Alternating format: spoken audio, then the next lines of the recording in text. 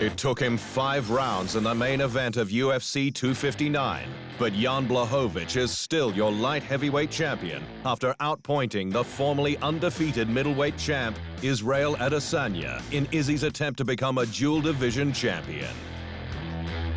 You know, always when you won the fight, it's amazing feeling, but right now, because I won against someone like Israel, one of the best in the world, now he got 21, so he's gonna remember me to the end of his life. The first one who defeat him in MMA. It tastes much better, you know. Amazing, amazing. And belt go to Poland, you know. Great feeling, amazing, amazing, one more time. Coming into the fight, it was Blachowicz's first defense since claiming the vacated title. He needed to prove he was the legitimate champ, so all the pressure would usually have been on him. But with Adesanya moving up 15 pounds from middleweight to claim a second title, the pressure on Blachowicz to prove his claim over the light heavyweight strap was only intensified, and Izzy knew it. It's on me. It's all on me. I mean, he's feeling the pressure, trust me. I smelled it yesterday. He's feeling the pressure of the moment because I'm this middleweight skinny boy coming up to light heavyweight, and he's gonna have to represent for the 205ers. But, you know, everyone's thinking I'm gonna walk through this guy, which I am. But I have to, like, put this pressure on myself, so I hold myself accountable. It was an interesting clash of styles, with Izzy trying to lure the methodical Jan into making a mistake. But the champ was too big, too strong, and simply didn't fall for it. And when it went to ground in the championship rounds, Izzy just couldn't get the big guy off. The light heavyweight champ was ahead on all 3 scorecards going into the final rounds. But the 2 10-8s in round 5 really got some people hot under the collar, especially Adesanya and the UFC president Dana White, even though 10-9s wouldn't have changed the outcome. I don't know about those 10-8 rounds, and I don't know about those some of those scorecards from the judges, but yeah, I lost the fight to the better fighter tonight, the craftier fighter tonight, and yeah, but it wasn't like an ass whooping or anything. Like when he had me on the ground, you know, if he had postured up and then wailed on me and thrown some crazy elbows and crazy punches and connected crazy, yeah, I can say, yeah, give it a 10-8, give it a 10-7 even. Use the whole 10-point must system, but it wasn't none of that. He just held on and just, you know, snuck some shots in to try and keep it busy enough that the referee doesn't stand it up. And that's a veteran move because he's a veteran in this game.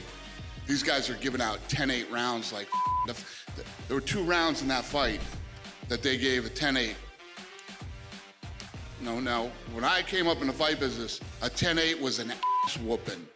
You got your ass whooped. You didn't do in that round and got beat down if it was a 10-8. They got to stop giving this 10-8 out of control right now.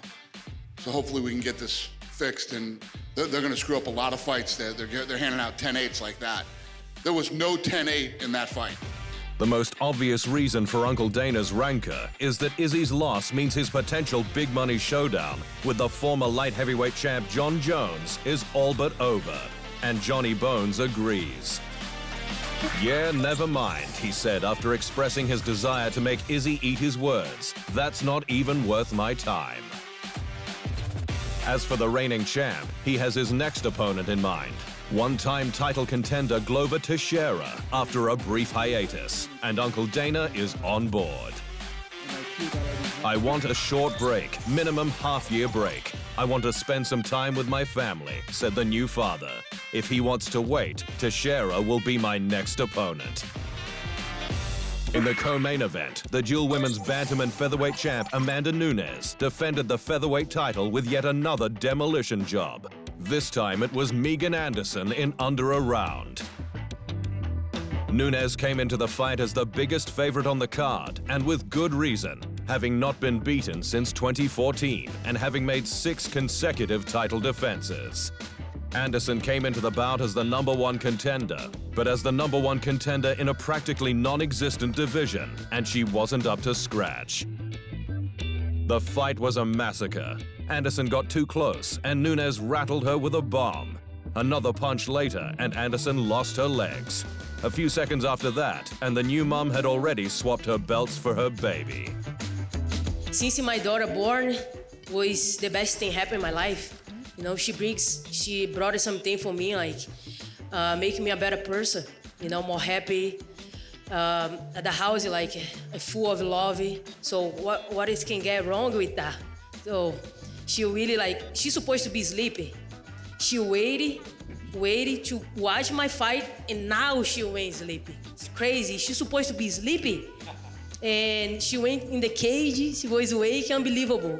So I was very happy to share with her tonight because she really make me a better person, and I wanna give this victory to her tonight. So I'm very happy she stay awake.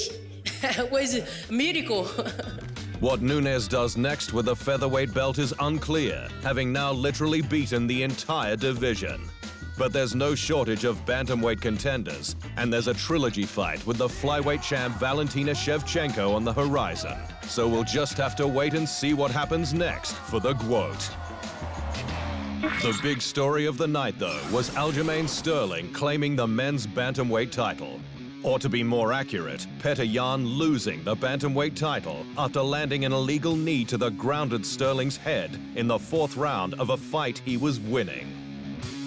Вы сами все видели, я честно, я даже не знаю, что сказать. Я понимаю, что я I don't even know допустил what to ошибку say. со Before the стороны fight, правил. the referee was paying no attention to the position of the Конечно hands же, ни в when the коем fighter случае is не хотел grounded это or сделать not. специально. Я был сфокусирован на том, как стоят его руки. So I was Перед just боем too рефери focused on his зашел, hands именно and even рассказывал forgot about за his то, как legs, стоят so руки на земле, пальцы. obviously I didn't mean to do any Я на illegal этом shot. моменте зациклился. Я обратил внимание, когда поднял он руки, после уже ударил. Yan was ahead on 2 of the scorecards and looked to be taking over as Sterling gassed and went down. That's when Yan got himself disqualified, and it cost him the title. With neither man happy about how the fight ended, there seemed to be only one thing for it. Это обидно, это досадно, но It sucks. я I think думаю, что Aljamain as a fighter как also боец doesn't want to такой accept the пояс, title в this таком way. поединке он не примет этот пояс, и если нам And if he is going to be реванш, healthy, и у него всё в I hope порядке, we have a будет, rematch я с soon. удовольствием проведу с ним рематч в ближайшее время. UFC 259's fight of the night went to Kennedy Nzechukwu and Carlos Ulberg's 2-round light heavyweight war. And the performance bonuses went to Kai Kara France and Uroš Medic for their first-round stoppages. Thanks for watching. And remember, if you want more fight sports in your life, just hit the subscribe button.